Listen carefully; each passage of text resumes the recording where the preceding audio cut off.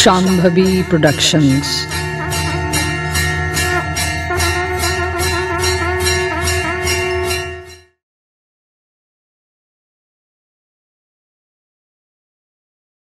শাম্ভবী প্রোডাকশনসের আজকের নিবেদন প্রখ্যাত লেখিকা সঞ্চারী ভট্টাচার্যের নিশাতঙ্ক।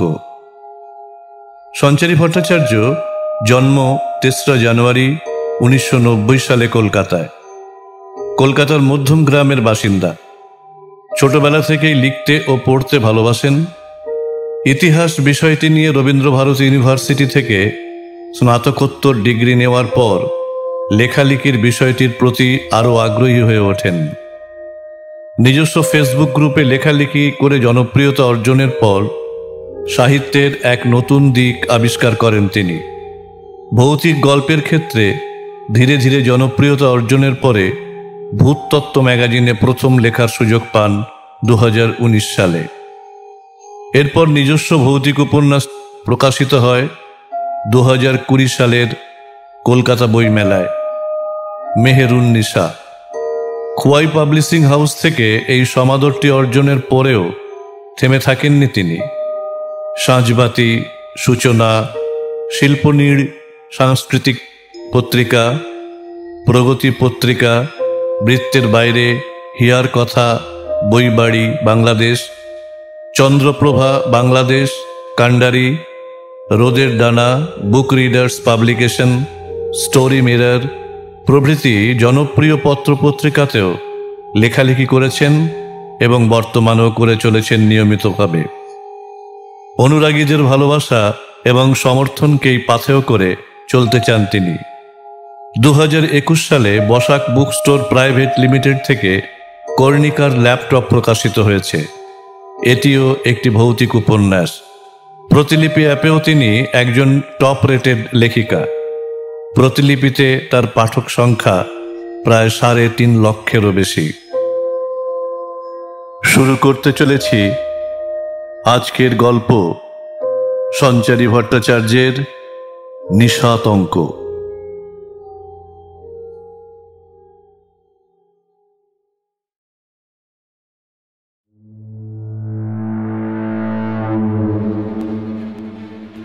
আমি জটাধারী, এই নীলগঞ্জে আমি একাই অধিপতি। আমার লক্ষ্যে কিছুই নেই, আর না আছে কিছু গোপনে। সব কিছুর সাক্ষী আমি। কোন রক্ষা কবচ বাদুলি তোমাদের সংরক্ষণের জন্য যথেষ্ট নয়। এই স্থান শুধু আমার, আমারই করায়ত্ত। আমি বিশাল সিদ্ধ, জীবিতকে মৃত বানাতে পারি, আমার মৃতের শরীরে জীবন দিতে পারি। আমি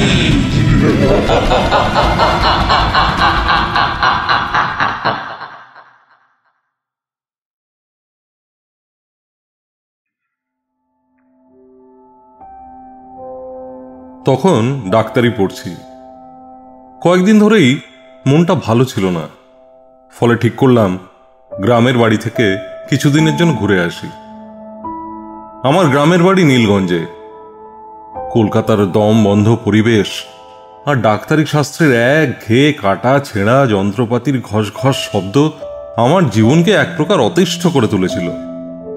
তাই বেশ কিছুদিনের ছুটি নিয়ে নিলাম। গ্রামে গিয়ে কাঁচা মাটির গন্ধ নিলে শরীরে এমনিতেই চাঙ্গা হয়ে যাবে। প্রথমেই বলে রাখি, ভূত প্রেতে বিশ্বাস একেবারেই নেই আমার। অনেকেই আমাদের গ্রামে যেতে ভয় পান। ভূতের চেয়েও ভয়ঙ্কর কিছু নাকি আজও আছে সেখানে।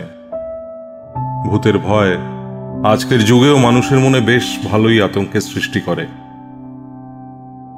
তবে শুধু ডাক্তার বলেই যে ভূতের ভয় নেই এমন নয়। ছোট থেকেই ভূত নামক বস্তুটির প্রতি আমার তেমন কোনো আগ্রহ নেই। তবে শৈশবে একটি ঘটনার সাথে পরিচিত হয়েছিলাম। সেই ঘটনাটির সার্থকতা কোথায় তা আজও বুঝিনি।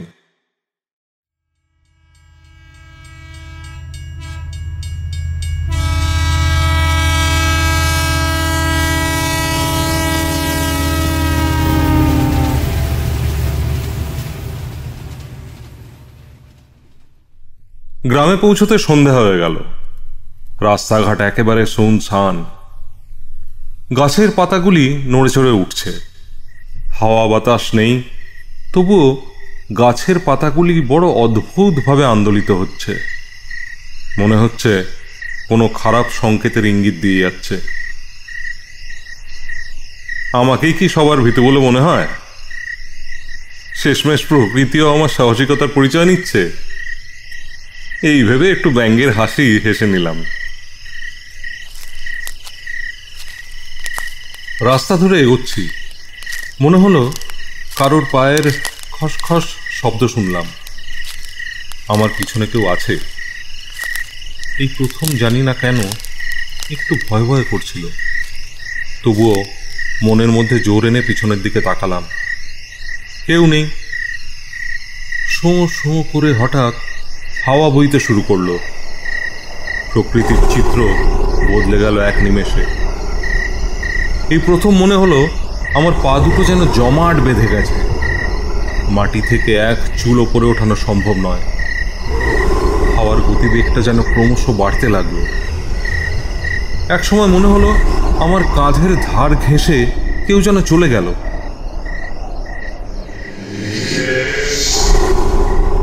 যাওয়ার সময় আলতো বাতাসের তালে তালে কেউ যেন আমার নামটা ডেকে গেল। আওয়াজটা অস্পষ্ট, অথচ বেশ প্রখর। মনের ভ্রান্তি ভেবে উড়িয়ে দিলাম।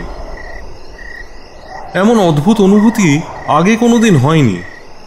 আমার নাম ধরে কেউ ডাকলো, স্পষ্ট শুনতে পেলাম, কিন্তু কাউকে দেখলাম না। মুহূর্তে দমকা হাওয়ার রেশটা গায়েব হয়ে গেল। আমি আবার বাড়ির দিকে হাঁটতে লাগলাম।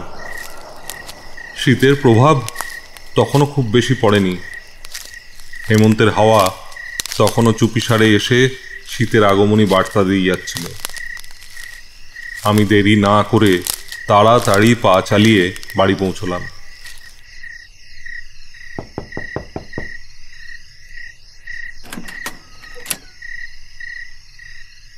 আমার মা বেরিয়ে এলেন। বাবা নাকি ব্যবসার কাজে শহরে গেছেন, আসতে দিন দশেক দেরি হবে। মাকে জানিয়েই দিলাম 1 সপ্তাহের বেশি এখানে থাকতে পারবো না। উনি আমায় বুকে জড়িয়ে ধরে বললেন, ভিতরে আয় বাবা, কতদিন তোকে দেখিনি। আয় বাবা আয়, বস বস। এই তো সবে এলি এই বুড়ি মাটার কাছে, এখনই তো যাবার তারা বাবা। মায়ের কথাগুলো বড় আপন লাগলো। কতদিন এমন করে কেউ বলে না। চোখের জলটা কোনো রকমে সামলে নিলাম।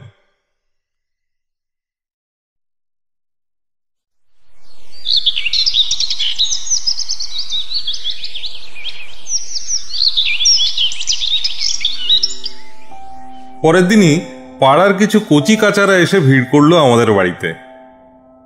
ওরা আমাকে বহুদিন দেখেনি। একটা সময় আমি ওদের সাথে অনেক গল্প করতাম, কিন্তু শহরমুখ হওয়ার পরে দেখা সাক্ষাৎ বড্ড কমে গেছিল। আমাকে দেখে ওরা এতটাই খুশি হলো যেন হাতে চাঁদ পেয়েছে। ওদের আগ্রহের কারণ যে শুধু আমায় দেখতে আসা, এমনটা ভাবলে আপনারা কিন্তু ভুল করবেন। আসলে আমি ওদের অনেক গল্প বলতাম। তাদের মধ্যে ভৌতিক গল্প বলতাম একটু বেশি। যদিও আগেই বলেছি, ভূত প্রেতে আমার তেমন বিশ্বাস নেই। তবে এই সব গল্পই আমার ঠাকুমার কাছে শোনা, সেগুলোই ওদের বলতাম।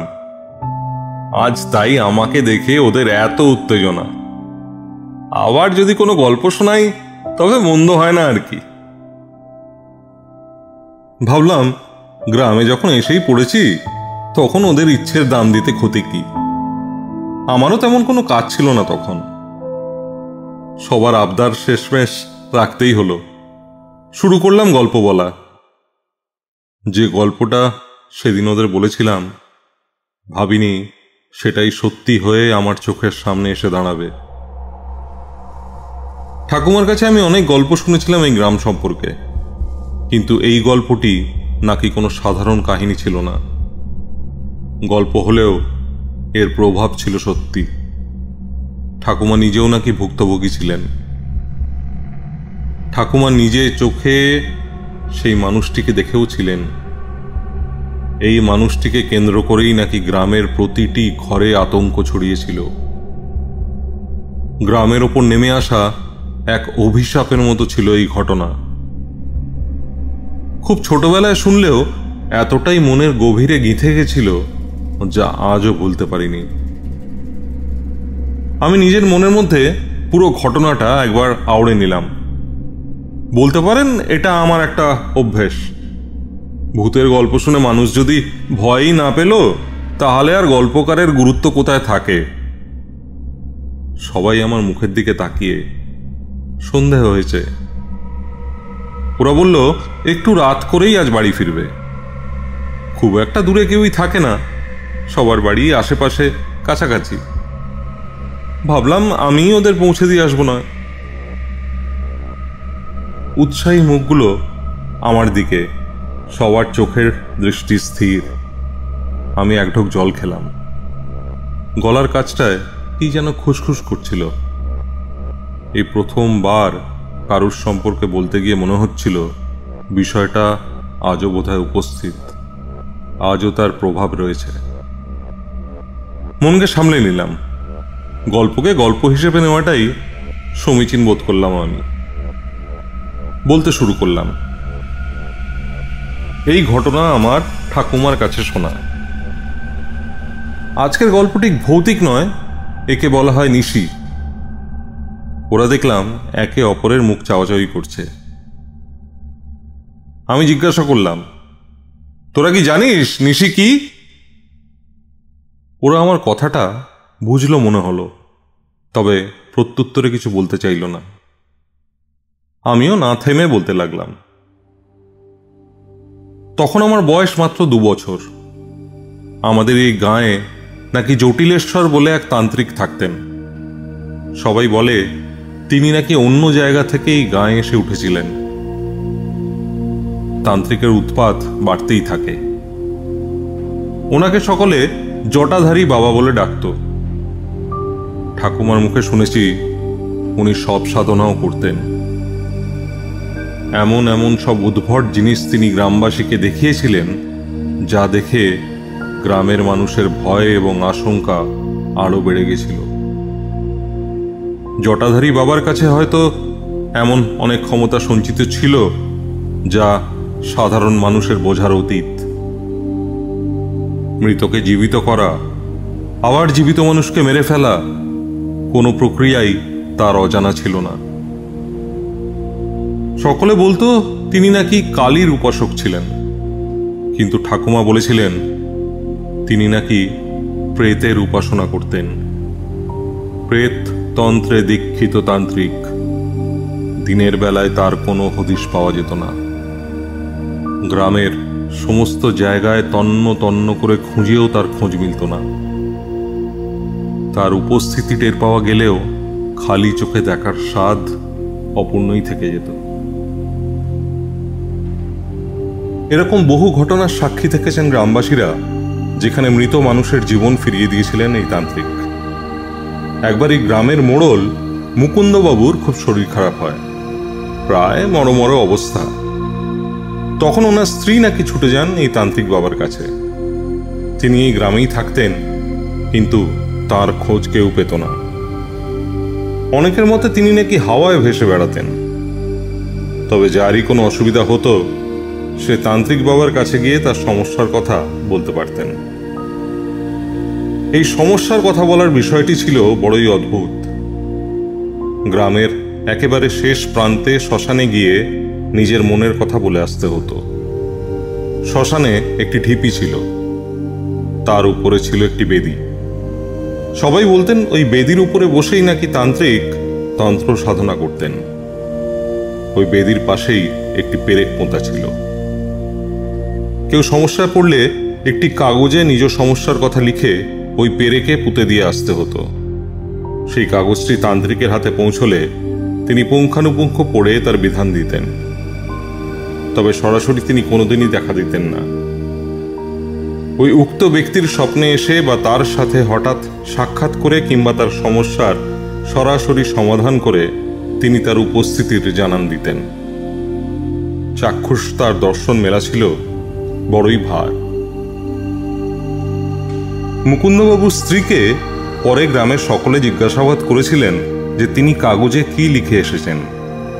গ্রামে নাকি নিয়ম ছিল, তান্ত্রিকের কাছে কোনো ইচ্ছে প্রকাশ করবার পর যতদিন না পর্যন্ত তা পূর্ণ হচ্ছে ততদিন সেই কথা কাউকে বলা যেত না, তাহলে নাকি তার উল্টো ফল হতো। মুকুন্দবাবুর স্ত্রী এই নিয়মের কথা তালে গোলে ভুলে যান। স্বামীর অসুস্থতা তাকে অনেক বেশি কঠোর করে তুলেছিল, ফলে তান্ত্রিকের উপর তিনি বিশ্বাস রাখতে পারেননি। গ্রামের মানুষকে তিনি কাগজে লেখা সমস্ত কথা বলে দেন। এরপর থেকেই মুকুন্দবাবুর শারীরিক অবস্থা আরও খারাপ হতে থাকে। কেউই এর কোনো কারণ বুঝতে পারেননি। মুকুন্দবাবুকে সদর হাসপাতালে ভর্তি করা হয়। সেখানকার একজন মেট্রন গ্রামবাসীদের জানান, এক অজ্ঞাত পরিচয় লোক নাকি মুকুন্দবাবুকে দেখতে এসেছিলেন। লোকটির চোখ টকটক করছে লাল, মাথায় জটা ভর্তি, হাত পা কালো কুচকুচে, বিড়বিড় করে কি যেন সব বলছিলেন। লোকটি মুকুন্দবাবুকে এক ঝলক দেখেই নাকি গায়েব হয়ে যান। তারপর থেকেই নাকি মুকুন্দবাবুর শারীরিক অবস্থা আরও খারাপ হতে শুরু করে।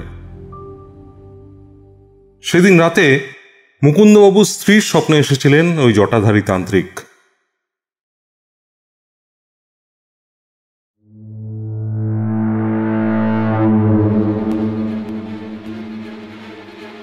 ডাবের মধ্যে প্রাণ ভোমরা, হিংক্লিং ছট, ছটপট করবো আমি সবার। প্রাণের মায়া কৃষ্ণে ফিরবো আমি আবার, বারবার ফিরবো। গ্রাম ছেড়ে জটাধারী কোনো দিন যাবে না। মৃত্যুর পরেও সে জীবিত, পিশাচ সিদ্ধ আমি। না আছে পরিসরের প্রয়োজন, না আছে প্রাণের ভয়। মৃত্যুর পরেও করতে পেরেছি মৃতের ওপর দিগ্বিজয়। শরীর তো তুচ্ছ, প্রাণের ওপর ফলিয়েছি অধিকার। জটাধারীর অন্তিম কথা, এই গ্রামেই আমার সর্বাধিকার। প্রতিটি প্রাণ এই ডাবের খোলার ভেতরে আসতে বাধ্য। রক্তের স্বাদ জীবিত রেখেছে আমায়, আর তোদের ভয়। তোরা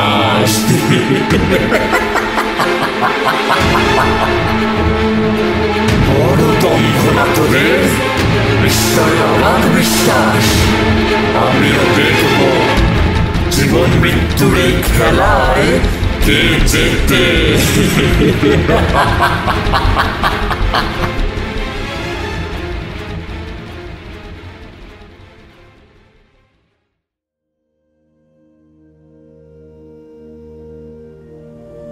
একেই নাকি নিশি বলা হয়। নিশি নাকি এইভাবেই মানুষের জীবন ফিরিয়ে দিতে পারেন। তবে একজনের মৃত্যুর মধ্যে দিয়েই নাকি আরেকজনের জীবন ফিরে পাওয়া সম্ভব। মুকুন্দবাবুর স্ত্রীর ঘুম ভেঙে যায়। এ এক এমন সত্য যা তিনি অস্বীকার করতে পারেননি। তবে সব থেকে বড় ভুলটি তিনি এবারেই করেছিলেন।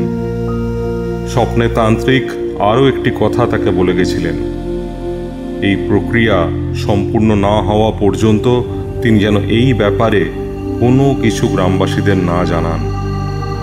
সমস্ত বিষয়টি ভুলে গিয়ে মুকুন্দবাবুর স্ত্রী আনন্দের সাথে গ্রামবাসীদের কথাগুলি জানিয়ে ফেলেছিলেন।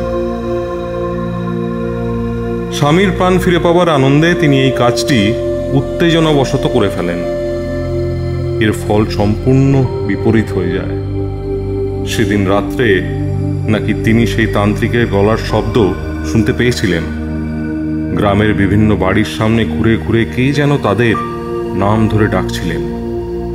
কিন্তু অদ্ভুত ব্যাপার, তিনি যা ভেবেছিলেন ঠিক তার উল্টোটাই হয়েছিল। পরের দিন সকালবেলা সদর হাসপাতাল থেকে খবর পাঠানো হয় যে মুকুন্দবাবু আর জীবিত নেই। ওনার স্ত্রী শোকস্তব্ধ হয়ে পড়েন। গোটা গ্রামের কেউই পুরো বিষয়টি বুঝতে পারেননি। এই ঘটনার কিছুদিনের মধ্যেই মুকুন্দবাবুর স্ত্রীও মারা যান। এরপরে গ্রামের মানুষরা নাকি ওই শ্মশান বন্ধ করে দেয়। এরপর থেকে গ্রামের ঈশান কোণে নদীর পাড়েই নাকি সমস্ত মরা পোড়ানো হতো। সবাই ওই শ্মশানকে তান্ত্রিকের জন্য অভিশপ্ত বলে মনে করতে থাকেন। কেউ আর সন্ধ্যের পর ওই দিকে পা মারাতেন না। এই ঘটনার পর প্রায় 1 বছর কেটে গেছিল। তান্ত্রিকের উপস্থিতির কথা আর কেউ টের পায়নি। তবে গ্রামের অনেকেই বলতেন তিনি নাকি রাত্রে এখনো ডাবের খোলা নিয়ে ঘুরে বেড়ান। বিভিন্ন বাড়ির সামনে এগিয়ে গিয়ে তাদের নাম ধরে ডাকেন। বিষয়টা এতটাই ভয়াবহ যে ওই ডাক শুনলে কেউ সাড়া দিতেন না। আজও নাকি এই পরম্পরা চলে আসছে। 1 বছর অতিবাহিত হয়ে যাওয়ার পর আরও একটি ঘটনা ঘটেছিল। গ্রামের একজন মানুষ অনেক রাত করে ওই শ্মশান ঘাটের পাশ দিয়ে ফিরছিলেন। একটু ডাকাবুকো স্বভাবের লোক ছিলেন আর কি। অনেকবার বারণ করা সত্ত্বেও তিনি কারোর বারণ না মেনে বিষয়টি পরীক্ষা করার জন্য ওই পথ দিয়েই ফিরছিলেন। তান্ত্রিকের অস্তিত্ব যে নেই তা প্রমাণ করবার জন্য তিনি ওই সিদ্ধান্ত নিয়েছিলেন। শোনা যায় শ্মশান পথে ফেরবার সময় তিনি নাকি গাছের ডালে কাউকে বসে থাকতে দেখেছিলেন। তিনি নাকি ওই জটাধারী তান্ত্রিক। তান্ত্রিক নাকি তাকে বলেন যে তিনি নাকি জীবিত নন, আর সেই জন্যই তাকে কেউ দেখতে পায় না। ঠিক সেই সময় নিজের শরীর থেকে মাংসগুলো নখ দিয়ে ছিঁড়ে ছিঁড়ে নাকি নিজেই খেতে শুরু করেন তিনি। একটি বড় ভোজালি দিয়ে পেটের কিছুটা অংশের মাংস খুবলে নিয়ে মুখে পুড়ে দেন। এই দৃশ্য দেখে নাকি সেই গ্রামবাসীটি ছুটে পালায়। বাড়িতে ফিরেই সেই এই কথা সকলকে জানায়, কিন্তু তার 7 দিনের মধ্যেই তার মৃত্যু হয়। এই ঘটনার পর থেকে গ্রামের কেউ ওইদিকে আর দিনের বেলাতেও যান না। আমার গল্প শেষ করা মাত্রই ছেলেপুলেগুলো আমার মুখের দিকে তাকালো, বলল এই আতঙ্ক আজও নাকি গ্রামে বিদ্যমান। সেই জন্যই নাকি ওরা আমার মুখের দিকে ওরকম অবাক হয়ে চেয়েছিল। আমিও আর ওদের কথায় কান না দিয়ে বললাম তাড়াতাড়ি বাড়ি ফিরতে। ওদেরকে সঙ্গে করে নিয়ে বেরিয়ে গেলাম। খুব অল্প সময়ের মধ্যেই সবাইকে বাড়িতে পৌঁছে দিয়ে ফিরতে লাগলাম নিজের বাড়ির দিকে। পথের মধ্যে মনে হলো কে যেন আমার নাম ধরে ডাকছে। এমনিতেই ঠাকুমা বলেছিলেন নিশুতি রাতে কেউ পেছন থেকে ডাকলে কখনো সাড়া দিতে নেই। কমপক্ষে 3 বার যদি সেই ডাক না শোনা যায় তাহলে একেবারেই সাড়া দিতে নেই। আমার গায়ে কাঁটা দিতে লাগলো। ডাকটা ঠিক একবারই শুনলাম, আবার চারিদিক শুনশান নিস্তব্ধ। কিছুটা দূর আসবার পরে আবার কেউ যেন আমার নাম ধরে ডাকলো। এখনো পেছনে তাকাতে সাহস হলো না। কোনো রকমের সাহস সঞ্চয় করে বাড়িতে ফিরলাম। সেদিন রাত্রে স্পষ্ট শুনতে পেয়েছিলাম কেউ যেন আমার জানলার কাছে এসে আমার নাম ধরে ডাকছে। ডাকটা কিছুটা মিলিয়ে যেতেই আমি সাহস করে উঠলাম। জানলার পাল্লাটা একটু খুলতেই যা দেখলাম, নিখিলেশ, এই নিখিলেশ, কিরে একবার এদিকে তাকা। এই দেখ আমি এসেছি। এই নিখিলেশ, যার গল্প এত মানুষকে শোনালি তাকে এত ভয় কিসের? সে তো তোর সাথেই আছে। একবার ফিরে দেখ, তোর সব কষ্টের উদ্ধার এখন আমার হাতে। ডাবের কোনার মুখটা বন্ধ হলে কি শান্তি! আবার একটা তরতাজা প্রাণ আবার নতুন জীবন, আমার রক্তের গন্ধ সারা গায়ে মেখে আমি পুনরুজ্জীবিত হয়ে উঠব।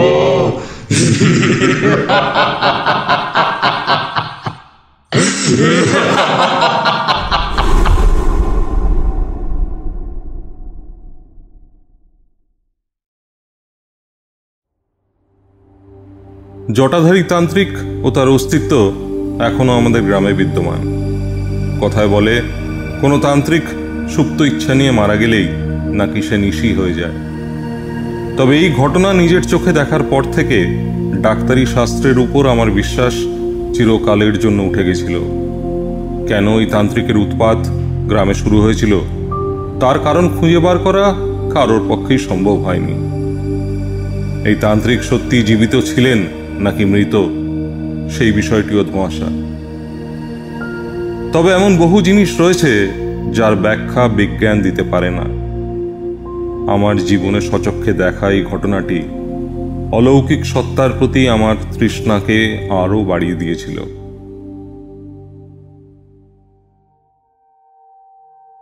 আপনারা এতক্ষণ শুনছিলেন সঞ্চারী ভট্টাচার্যের নিশাতঙ্ক গল্পটি।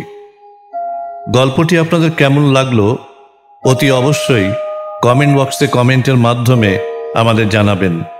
তার পাশাপাশি আমাদের চ্যানেলটি সাবস্ক্রাইব করতে কিন্তু ভুলবেন না।